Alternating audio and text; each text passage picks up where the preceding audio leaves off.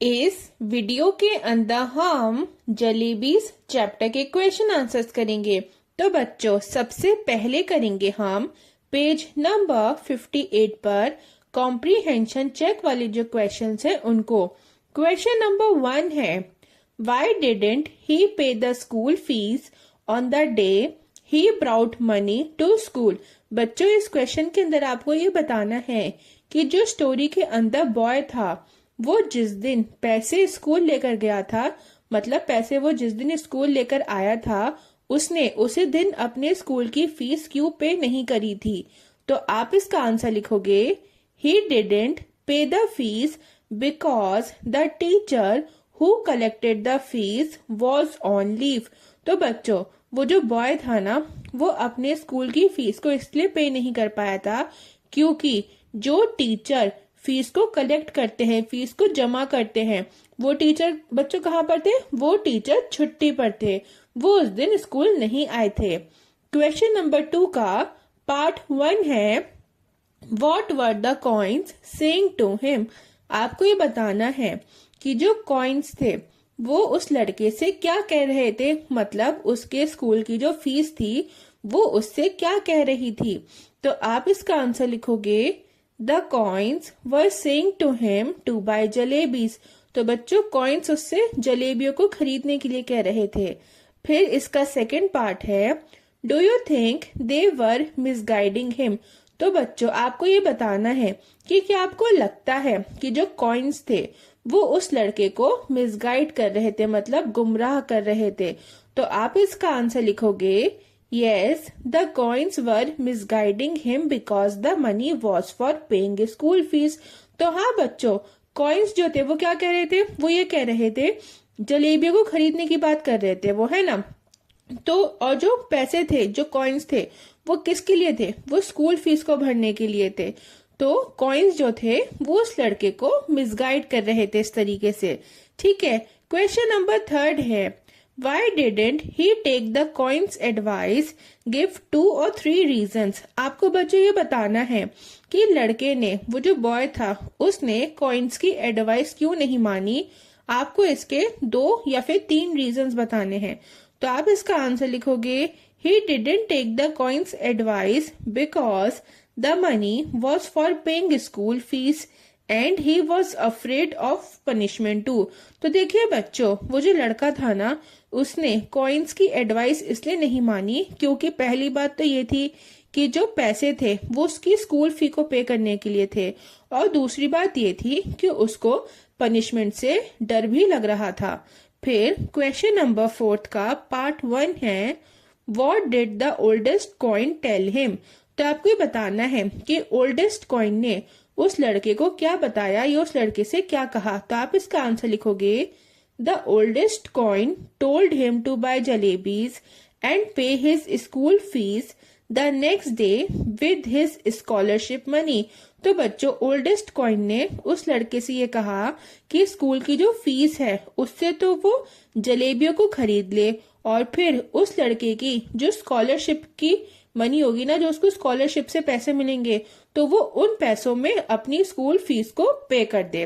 फिर सेकंड है इसका, did he follow his advice, if not why not. आपको ये बताना है कि क्या उस लड़के ने ओल्डेस्ट कॉइन की एडवाइस को फॉलो करा। ठीक है, और जो भी आपका बच्चों आंसर हो आपको उसका रीजन बताना है। तो देखिए, he didn't follow his advice because he was from a reputed family and didn't want to defame his family। तो देखिए बच्चों उस लड़के ने ओल्डेस्ट कॉइन की एडवाइस को नहीं माना। क्यों? क्योंकि जो लड़का था ना वो एक अच्छे परिवार से आ रहा था। ठीक है, वो एक अच्छे इज्जतदार परिवार से आता था और वो ये नहीं चाहता था कि वो ऐसा कुछ भी करे जिससे उसकी फैमिली की क्या हो, बदनामी हो, मतलब वो डिफेम हो जाए। ओके, तो इस वजह से उस लड़के ने जो ओल्डेस्ट कॉइन था उसकी एडवाइस को नहीं माना।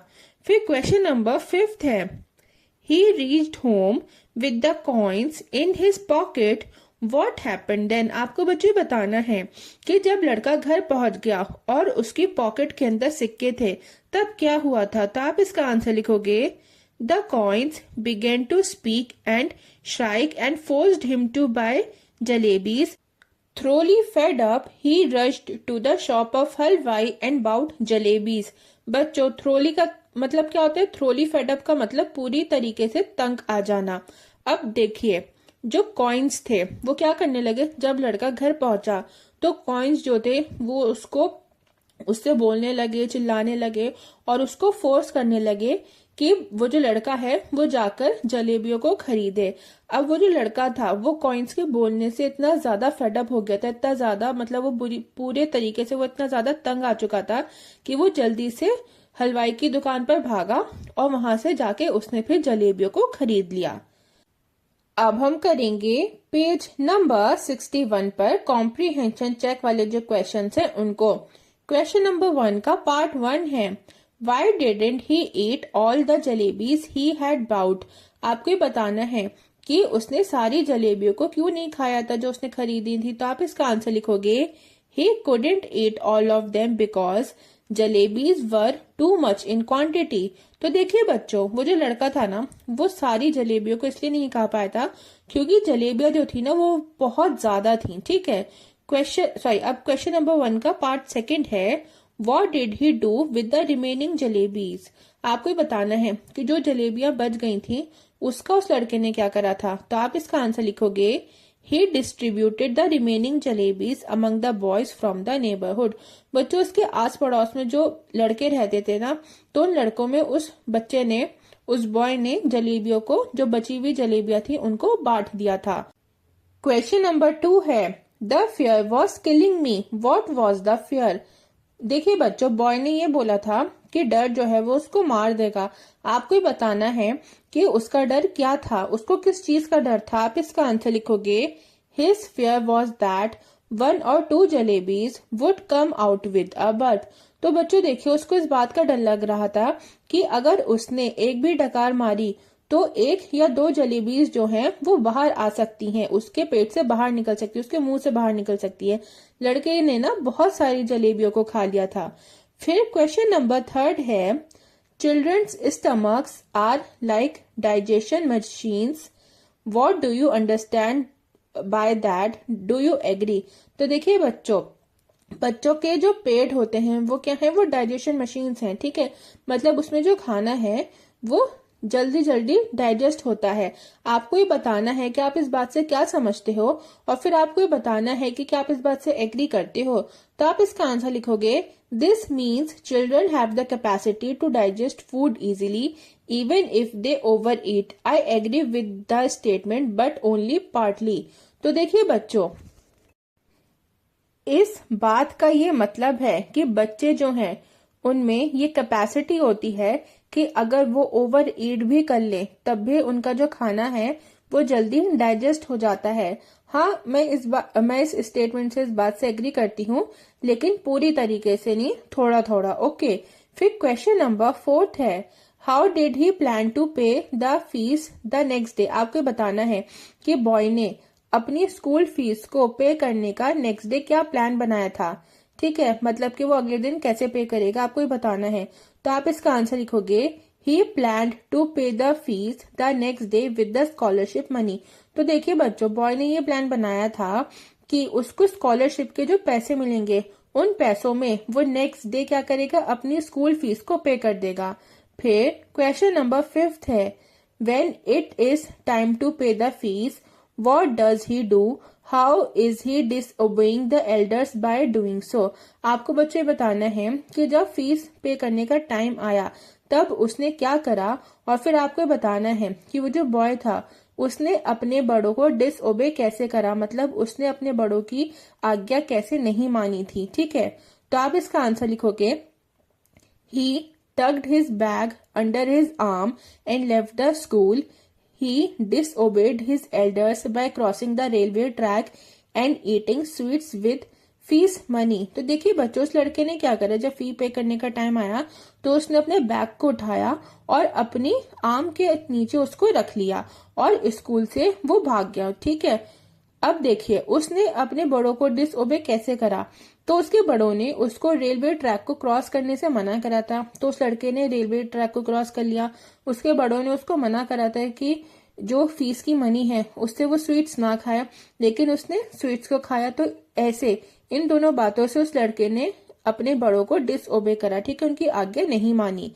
अब हम पेज नंबर 65 पर जो कॉम्प्रिहेंशन चेक वाले क्वेश्चन हैं उनको करेंगे। तो क्वेश्चन नंबर 1 है, what was the consequence of buying jalebis with the fees money. आपको ये बताना है कि फीस की मनी से, मतलब फीस के जो पैसे थे उनसे जलेबियों को खरीदने के बाद क्या कॉन्सिक्वेंस हुआ था। तो आप इसका आंसर लिखोगे, as a result of spending his fees money on jalebis he had to be absent from school for the first time in his life. तो देखिए बच्चों, बच्चे के पास पैसे नहीं थे, है ना। तो अब जब उसके पास स्कूल फी को पे करने के लिए पैसे नहीं थे तो उसने क्या करा, वो एब्सेंट हो गया स्कूल से। उसकी लाइफ में पहली बार ऐसा हुआ था कि वो स्कूल से एब्सेंट था। बच्चा जो था वो एक ब्राइट स्टूडेंट था, ठीक है, वो पढ़ने में अच्छा था, लेकिन उसने जो जलेबियां खरीद ली थी स्कूल की फी से, तो जब उसके पास पैसे नहीं थे तो वो एब्सेंट हो गया। तो जलेबियों को खरीदने का ये कॉन्सिक्वेंस हुआ था। फिर क्वेश्चन नंबर 2 है, His prayer to God is like a lawyer's defense of a bad case. Does he argue his case well? What are the points he makes? तो देखिए बच्चों, जो बॉय था उसने गॉड से अपना केस कैसे लड़ा कि देखिए जैसे लॉयर होता है, तो कोई लॉयर अगर किसी बुरे केस को, एक बैड केस को लड़े, उसको डिफेंड करे, तो वो जो बच्चा था वो गॉड से अपना केस इसी तरीके से डिफेंड कर रहा था। आपको ही बताना है कि क्या उसने अपना केस जो है वो सही तरीके से आर्ग्यू करा। फिर आपको बताना है कि उसने क्या क्या पॉइंट्स गॉड को बताए थे, उसने क्या क्या पॉइंट्स गॉड से बोले थे, मतलब उसने क्या क्या बातें बोली थी गॉड को। ओके, तो देखिए आप इसका आंसर लिखोगे, yes he argues his case well, the following are the points he makes। तो हाँ बच्चों, उसने अपना केस तो सही तरीके से आर्ग्यू करा था। उसने क्या क्या बोला था, तो देखिए उसने बोला था he is a good boy, उसने गॉड को बोला था कि वो एक अच्छा लड़का है। he has memorized the entire namaz, the last 10 surahs of the Quran and the entire ayatul kursi। अब उस बच्चे ने गॉड को क्या बोला था, गॉड को उसने ये कहा था कि उसको पूरी नमाज पढ़नी आती है, उसको कुरान की लास्ट 10 सूरे जो हैं वो भी आती हैं, उसको याद हैं, और उसको पूरी आयतल कुर्सी भी याद है। ही admits that he had made a mistake, और उसने अपनी गलती भी मानी थी। ही डिजर्व्स फॉरगिवनेस एटसेट्रा, और उसने गॉड को ये बोला था कि वो फॉरगिवनेस मतलब वो माफी क्या करता है, वो माफी को डिजर्व करता है। ओके, अब क्वेश्चन नंबर 3 है, he offers to play a game with Allah Miyan, what is the game. आपको बच्चे बताना है कि लड़के ने अल्लाह मियाँ से क्या गेम खेलने के लिए कहा था। ओके, तो आप इसका आंसर लिखोगे, the game is that he would go up to the signal, touch it and come back, and in the meantime God should put 4 rupees under a big rock.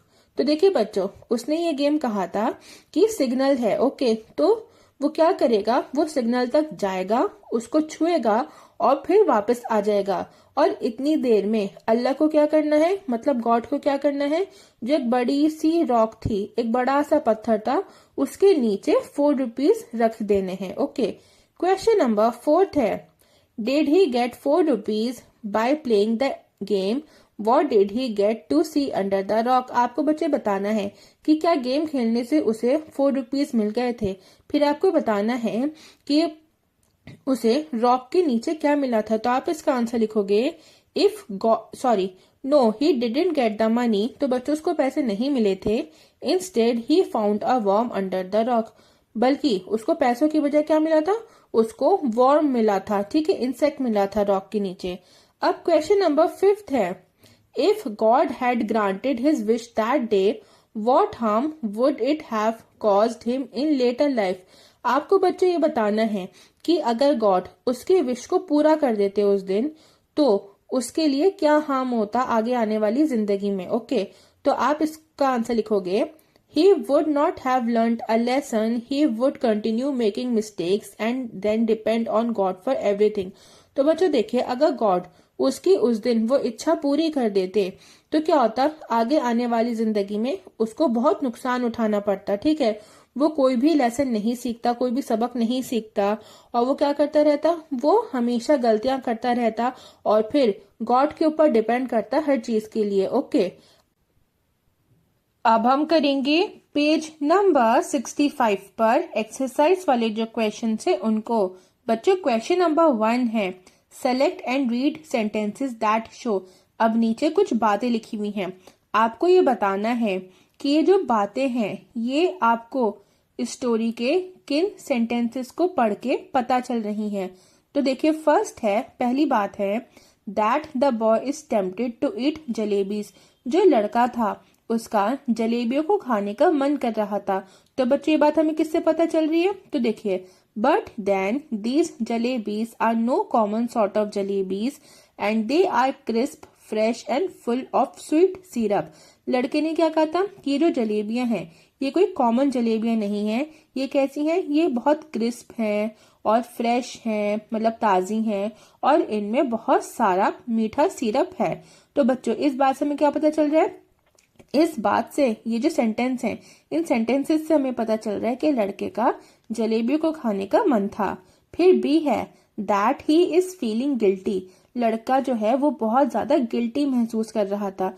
तो ये बात हमें story के किन sentences से पता चल रही है? Sitting there under the tree at first I felt like crying. तो लड़का जो है वो पेड़ के नीचे बैठ के क्या कर रहा था? रो रहा था। ओके, फिर सी है, that he is justifying a wrong deed. अब देखिए, जो लड़का था वो अब जो उसने गलती करी थी वो उसको जस्टिफाई कर रहा था। तो ये जो बात है ये हमें स्टोरी के किन सेंटेंसेस से पता चल रही है बच्चों? I didn't eat them all by myself though I fed them to a whole lot of children too. तो बच्चों देखिए, लड़के ने क्या कहा? लड़के ने कहा कि सारी जलेबियां उसने खुद नहीं खाई, उसने बहुत सारे बच्चों को भी खिलाई हैं जलेबियां। तो इस बात से हमें क्या पता चल रहा है? इस बात से हमें पता चल रहा है इन सेंटेंसेस से कि लड़का जो है वो अपने रॉन्ग डीड को जस्टिफाई कर रहा था, मतलब उसने जो गलती करी है वो उसको जस्टिफाई कर रहा था। अब क्वेश्चन नंबर 2 है, discuss the following points. First, is the boy intelligent? If so, what is the evidence of it? तो बच्चा आपको बताना है कि जो बॉय था क्या वो इंटेलिजेंट था? अगर हाँ तो आपको उसका एविडेंस बताना है। तो देखिए बच्चा, आप इसका आंसर लिखोगे, yes the boy is very intelligent, it's evidence is that he was a good student and has won a scholarship. तो हाँ बच्चों, लड़का जो था वो इंटेलिजेंट था। इसका एविडेंस क्या? इसका एविडेंस ये है कि लड़का जो है वो एक अच्छा स्टूडेंट था और उसने स्कॉलरशिप जीती थी। अब स्कॉलरशिप जीतने से तो यही पता चल रहा है कि लड़का जो है वो इंटेलिजेंट था। फिर सेकेंड है, Does his outlook on Jalebi's episode change after class 8? Does he see the episode in a new light? तो बच्चों देखिए, जो भी उसके साथ जलेबियों का इंसिडेंट हुआ था, आपको ये बताना है कि क्लास 8 के बाद उसका जो जलेबी वाला एपिसोड था उस पे जो नजरिया था, उसके बारे में जो नजरिया था वो उसका चेंज हुआ था। आपको बताना है कि अब वो इस एपिसोड में क्या चीज देखता है, ठीक है, वो क्या नई चीजें देखता है। तो आप इसका आंसर लिखोगे, yes his outlook has changed. हाँ बच्चों, उसका आउटलुक चेंज हुआ था। He realize that if God were to provide all for the asking, then men would even today be living in nests like birds and would not have learned the art of making jalebis। तो देखिए बच्चों, वो जो boy था ना उसका outlook change हो गया था, ठीक है। उसे ये पता चल गया था कि अगर गॉड सारी ही चीजें मांगने पर दे दे तो लोग आज भी क्या कर रहे होते? वो आज भी बर्ड्स की तरह अपने घोंसलों में रह रहे होते और वो इतने ज्यादा आलसी हो चुके होते कि उनके अंदर कोई भी स्किल नहीं होती, वो खुद से कोई काम नहीं करते और ना ही वो जलेबियों को बनाना सीखते। ओके बच्चों, देखिए जैसे गॉड है, अगर हम गॉड से चीजें मांगे और वो हमें सारी ही चीजें दे दे तो हम क्या करेंगे? हम लेजी हो जाएंगे, हम खुद से कुछ नहीं करना चाहेंगे, खुद से कुछ भी इन्वेंट नहीं करेंगे, ठीक है, हम में कोई स्किल ही डेवलप नहीं होगी। तो अब जो बॉय है वो इस पूरे एपिसोड को इस तरीके से, इस नजरिए से देखता है कि गॉड जो है वो सारी ही चीजें प्रोवाइड नहीं करते, ठीक है। अगर वो सारी ही चीजें प्रोवाइड करने लग जाए तो इंसान जो है वो लेजी हो जाएगा। वो आज तक अपने घोंसलों में रह रहा होता है, मतलब चिड़िया होता, वो चिड़ियों की तरह अपने घोंसलों में रह रहा होता और क्या करता होता, उसके अंदर कोई भी स्किल नहीं होती, वो एकदम लेजी सा होता और वो कोई भी काम करना नहीं सीखता। अब थर्ड है, why are coins made to talk in this story, what purpose does it serve. बच्चों आपको बताना है कि स्टोरी में ये बताया गया है कि जो कॉइन्स हैं वो बात कर रहे हैं। आपको ये बताना है कि कॉइन्स को बात करता हुआ क्यों बताया गया है और क्या पर्पस शो कर रहे हैं ये, ठीक है। तो आप इसका आंसर लिखोगे, coins are made to talk in the story to show the greedy inner self of the boy. His good nature was trying to stop him from spending money on jalebis, but his greed was pushing him to get the jalebis. तो देखिए बच्चों, coins का बात करना मतलब ये क्या show कर रहे हैं, तो लड़का जो था उसका लालच शो कर रहे हैं, ठीक है। अब देखिए कॉइन्स जो है, जो लड़का था वो एक अच्छा लड़का था, ठीक है, और वो अपने आप को रोक रहा था जलेबियों को खरीदने के लिए, लेकिन जो कॉइन्स थे मतलब उसका जो लालच था वो उसको पुश कर रहा था क्या खरीदने के लिए, जलेबियों को खरीदने के लिए। बस बच्चों, आपके इस चैप्टर के क्वेश्चन आंसर्स कंप्लीट होते हैं। अगर आपको वीडियो अच्छी लगी हो, पसंद आई हो, तो प्लीज वीडियो को लाइक और चैनल को सब्सक्राइब कर दें और बेल आइकन को भी प्रेस कर दीजिएगा ताकि जब भी मैं कोई न्यू वीडियो अपलोड करूं तो आपको उसका नोटिफिकेशन मिल जाए।